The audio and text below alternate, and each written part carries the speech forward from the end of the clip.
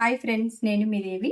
Happy మా వంటిల్లు నా వ్లాగ్స్లో ఈరోజు మీ అందరి కోసం మా వంటింట్లో నేను చేసి చూపించబోయే రెసిపీ బెండకాయ ఫ్రై. బెండకాయ ఫ్రై రెగ్యులర్గా చేసేదానికంటే ఈరోజు ఇలా మా అమ్మాయి చేసింది ఈ స్టైల్లో మీరు కూడా ఒక్కసారి ట్రై చేయండి. మనకి క్యాటరింగ్ స్టైల్లో బెండకాయ ఫ్రై అంటే పొడి పొడిగా వస్తుంది. అలా అని డీప్ ఫ్రై కూడా కాదు, నార్మల్ ఫ్రై.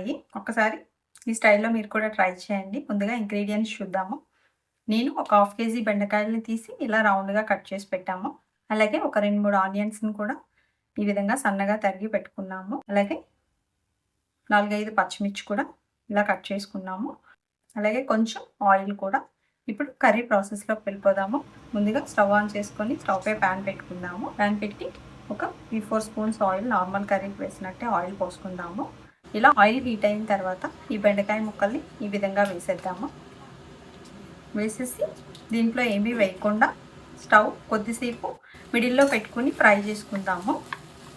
ఇలా కలుపుకుంటూ ఈ విధంగా ఫ్రై చేసుకోవాలి. తర్వాత కొంచెం ఫ్రై అయిన తర్వాత మళ్ళీ ఫ్లేమ్ హైలో పెట్టేసి ఒక్కసారి ఇలా ఫ్రై చేసుకుందాము. మనకి విడివిడిగా వచ్చే వరకు. దీనికి ఆల్మోస్ట్ ఒక 8 to 10 minutes వరకు మనకి టైం పడుతుంది.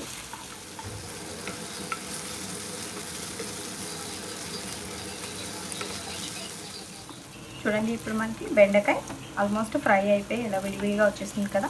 ఇప్పుడు వీటిని ఒక బౌల్లోకి తీసి పెట్టేసుకుందాము. ఇప్పుడు ఇలా బౌల్లోకి తీసుకున్న తర్వాత ఇప్పుడు ఇదే ప్యాన్లో జస్ట్ 1 స్పూన్ ఆయిలే పోయాలి. ఇలా పోసిన తర్వాత ఈ ఉల్లిపాయ ముక్కల్ని కూడా వేసేసి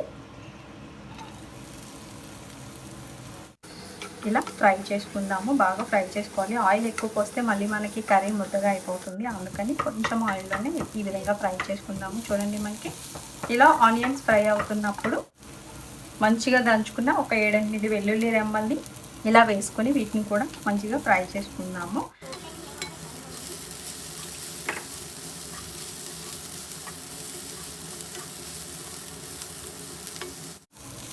ఇప్పుడు ఇలా ఫ్రై అయిన తర్వాత చూడండి, మనకి పూర్తిగా ఇది గోల్డ్ కలర్లోకి మారిపోయింది కదా.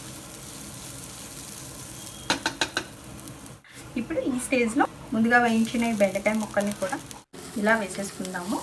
వేసుకుని ఒక్కసారి బాగా కలిపిన తర్వాత ఇప్పుడు మనం కర్రీకి సరిపడా సాల్ట్ యాడ్ చేసుకుందాము.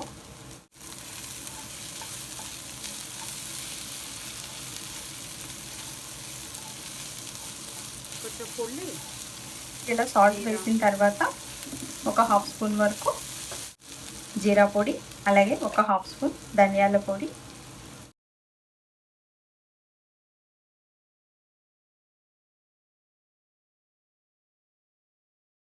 ఒక 1 స్పూన్ వరకు కారం పొడి వేసేసి ఒక్కసారి ఈ విధంగా బాగా మిక్స్ చేసుకుందాము. ఇలా స్పైసెస్ అన్నీ యాడ్ చేసిన తర్వాత ఒక్కసారి ఉప్పు కారం చెక్ చేసుకొని స్టవ్ ఆఫ్ చేసేసుకొని దీన్ని ఒక సర్వింగ్ బౌల్లోకి తీసుకుందాము.